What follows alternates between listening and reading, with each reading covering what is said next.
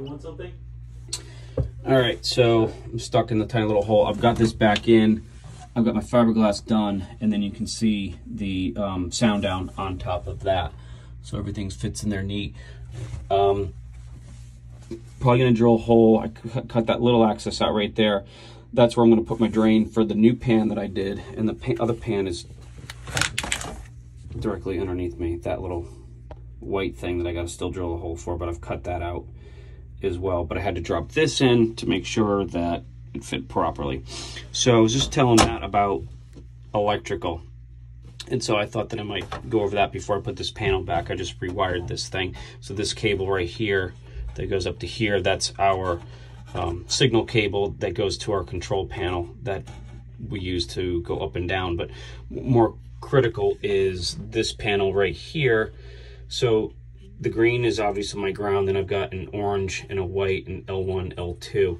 So this is a 240 volt system. So what I explained to him is that if you have a 110 system, you'll have your ground, you'll have your neutral, and then only an L1, which is line, which carries the load. On a 240 volt system, you have two lines, L1, L2, so this is 110 and that's 110 or whatever, 115, and that gets you your 220, 230, whatever you want to call it, and then you've got your ground. In a house system, you also have a white, which is a neutral as well, and so you'll have your ground, your neutral, and then your two hot leads. So you got to know which one you're wiring. If you're wiring a 110, you've got 220 volts, you're going to blow something up. If you've got a 220 system and you only have 110, something's not going to work. It's not going to work right. You're not going to blow anything up, but it's also not going to work. So you got to be careful of that. So L1, L2, and then PL2 and PL1, that's your pump line 1, pump line 2. So if we've got a pump attached here that runs remotely with this system, and then our ground right here. So that's how we wire it. Put the lid back on, secure this in here, and then I'm going to figure out where I'm going to drill the holes, because I don't want to drill holes into my new pan, because now I've got another place for it to leak. So I'm going to come out on the outside of here and drill 2 new holes for my intake and my discharge. For that, we're going to turn it on and run it and see if it leaks. That's it.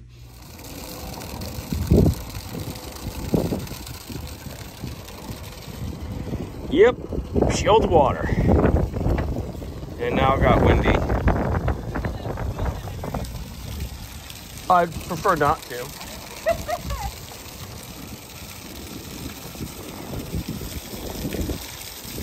Big stream of water.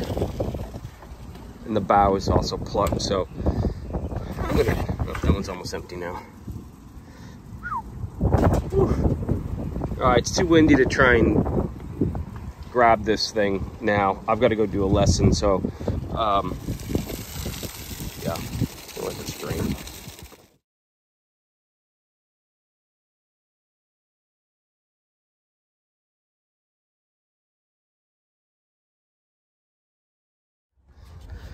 All right, so Matt's down there putting the sail track on.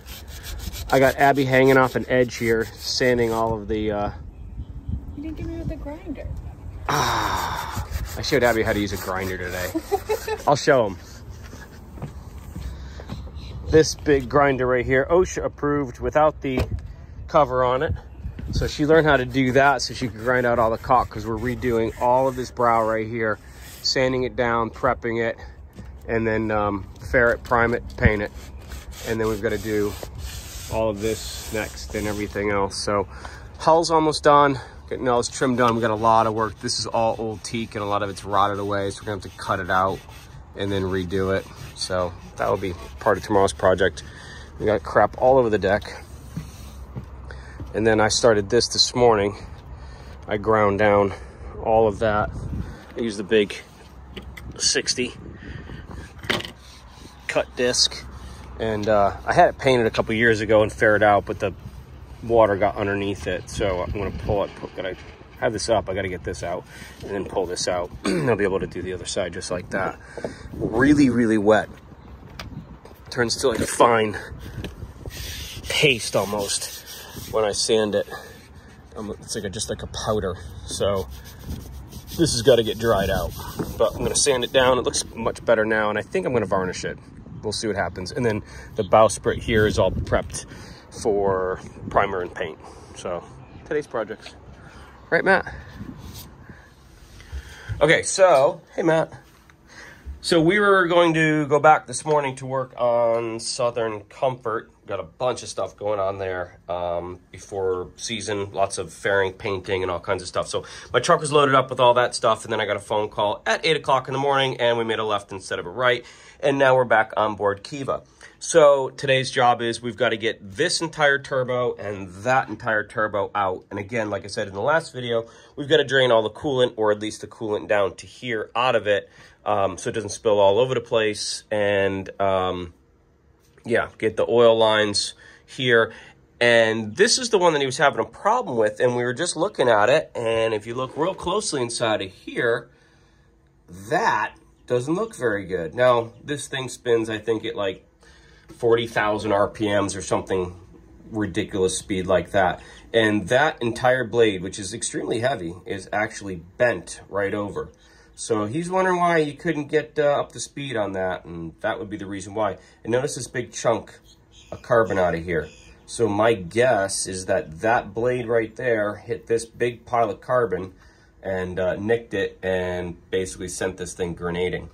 So we're going to get these out today and get them sent down to Florida and get them redone. And hopefully, I called this morning, D'Angelo still has both wet exhausts still available. So hopefully we'll be getting those as well. And get everything back, put it all back together again, and see if we can't get these things rolling down the highway or the harbor. Okay. Just for documentation purposes, I got the front side off. I don't know if that's salt crystals, there's junk right there, or if that's metal shavings, or just corrosion. So I just pulled this apart, and I just want to document it before we go any further. But it didn't take me very long to get that whole side ripped down. So now we're just to the turbo, and we just got to start taking off the hoses. So we'll see. All right, so I've got the antifreeze connections off here, and on the other side I found a petcock way down in there, right up in there. And as with every good engineering project, they put two fuel lines right on top of where the petcock drains, so it drains right onto the oil lines, which is great. So then I got a filter, or not a filter, but a funnel, and put it right here to catch all the stuff as it drained on both of those oil lines, and then put it into a bucket over here. So now I've got 2 buckets of antifreeze, so just about 10 gallons I pulled out of here to stop the water or the antifreeze from flowing out of this. It looks like there's still a little bit more coming out of, or just weeping, not even weeping, but I can see it over there. So what I'm about to do now is I've just loosened the collar right on the inside of here, and this is the turbo cartridge. So I'm going to pull the turbo cartridge off of the turbo exhaust housing, which is right here, and then I'll be able to get to all 4 of these bolts right here and pull this out. And then this fan should come with the cartridge right here. So when I get this pulled out, I'll show you what that looks like once I pull it out. Okay, well, I've got it pulled out. So this is the back side that was inside that housing right there. And you can see, I mean, holy God, look at that blade. That is just destroyed. I mean, the level of tolerance that you need on a turbo is literally frightening. And so to have a blade, and this one looks banged up too. Like they all actually, this whole side here is all bent in. That's bent in.